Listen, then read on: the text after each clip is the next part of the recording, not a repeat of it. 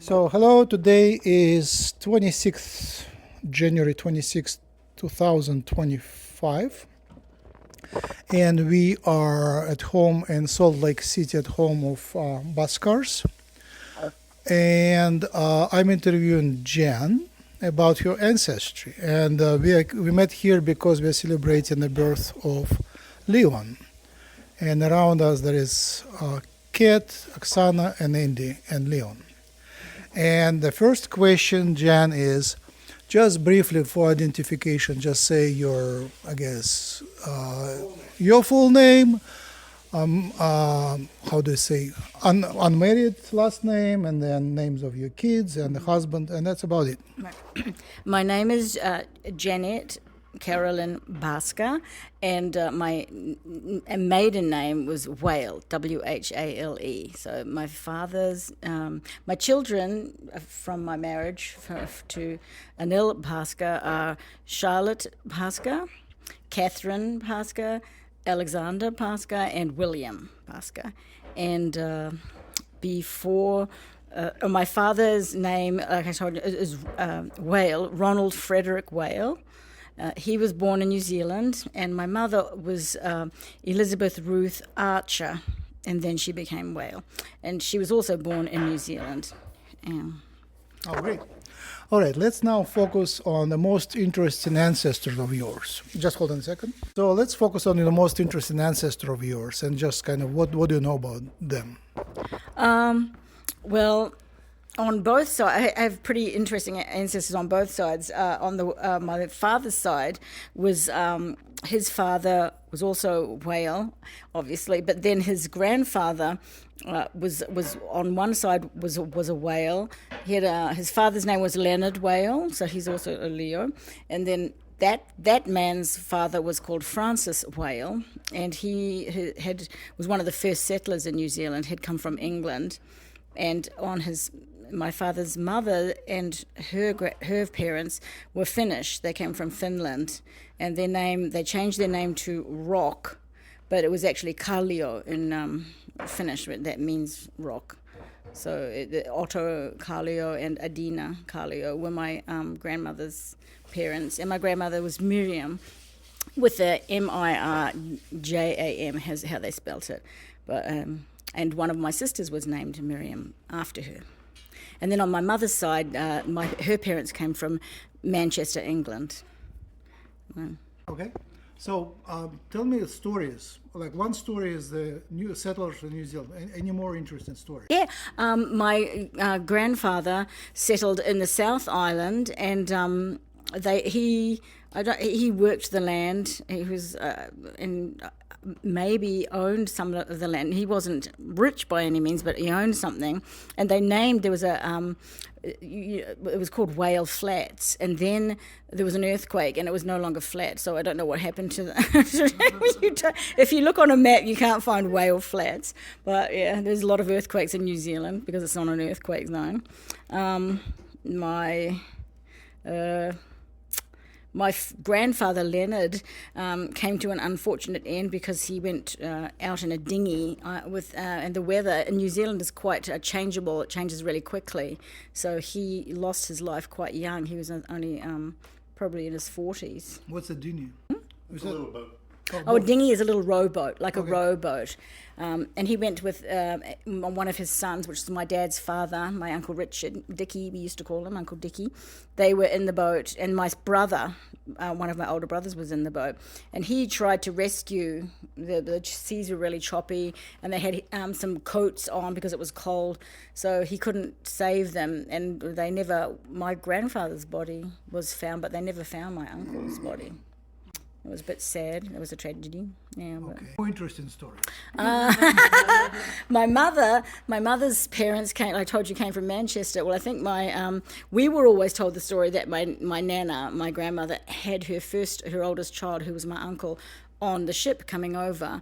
But then we later found out that she had him given birth to him in England just before they got on the ship to come to New Zealand. So. When was it? That would have been in my mum was born in 1915, around that time. Well, the boat was with engine. Yeah, I guess it Steamboat. would have been. Did they have? I know. Maybe steam or gas. I Maybe don't a know. steam, or it was one of those coal-fired. Or it was a Yeah. ship. It was a ship. Uh-huh. Yeah. No There's a lot of sails. yeah. And on my father's side has a lot more like kind of interesting racy stories, I guess, because my father and his brothers had some kind of volatile relationship, and my father and his brother had a disagreement. So my father had an old car. It wasn't a terribly expensive one, but he could get from place to place in it. But after a big argument, his brother, he used to drive a bulldozer, like one of those big, like a grader.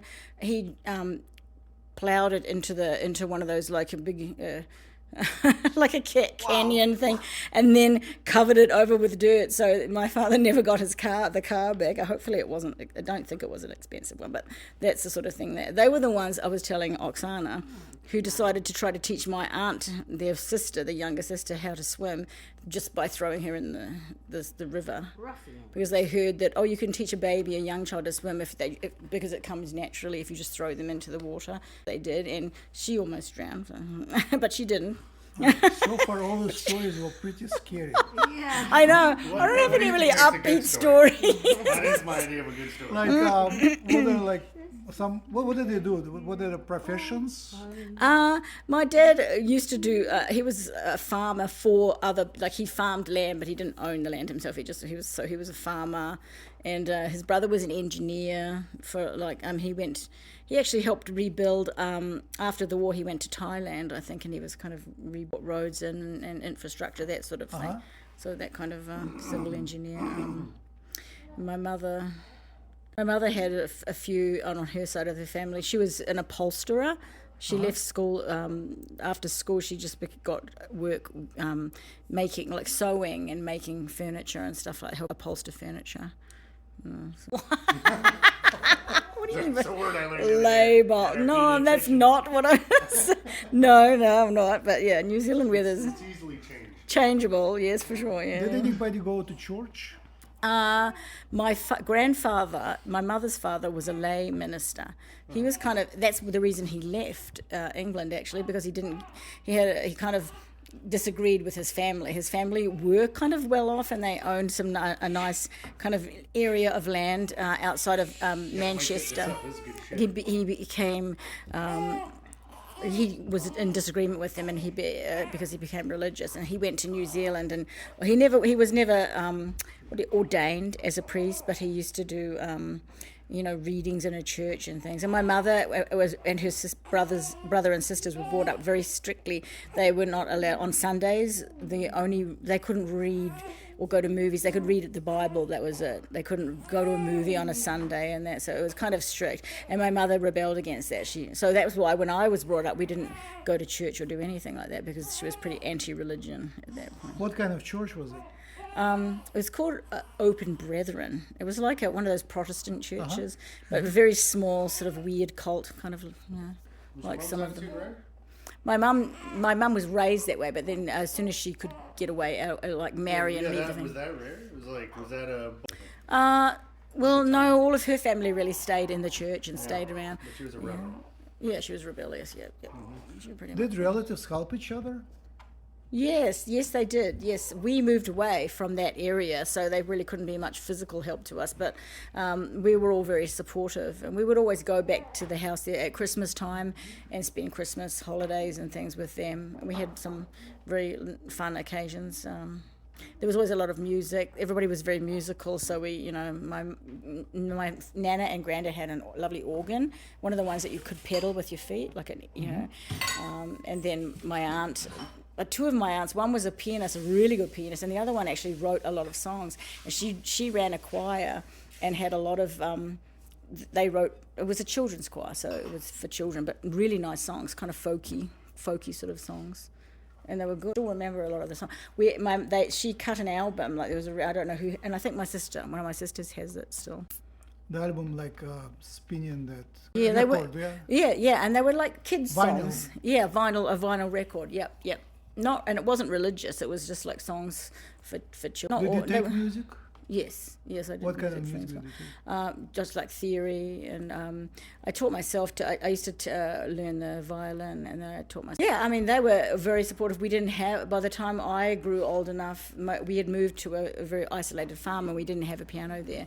So I always envied. I coveted. The pianos of friends. If I went to a friend's house and there was a piano, I was like, and that was why when Oksana was telling me I hated the music, I was always telling people how much I wanted to go to music lessons and play an instrument, but whatever. I did when I got to high school. So in high school you did music. High school I was able to do that, yeah. Okay, Yes. so tell me about your parents. My mother and father. Well, my mother was married when she was quite young, like 18, and then she had 4 children rather quickly, and then her husband was a pilot, and in New Zealand there's a lot of fog and everything, so he was called one day to do it, and he piloted planes that dropped. It was top dressing. It was agricultural, like fertilizer and stuff. And he was called out, even though he didn't think it was a good idea. But to cut a long story short, his plane went down and he was killed. So my mother was widowed with 4 children. And after a gap of 2 or 3 years, she met my father and had another 4. And I'm one of the second 4. So she had 8 children. And my dad helped, obviously raise her first 4. But they never called him Dad. They always called him Pop, but we called him Dad. But Say again, what was the names? they called him Pop, short for Pop? Popper, because he wasn't their actual biological father, but he was like this. He was a stepfather. So he was Pop to my older 4 siblings, and then he was my dad.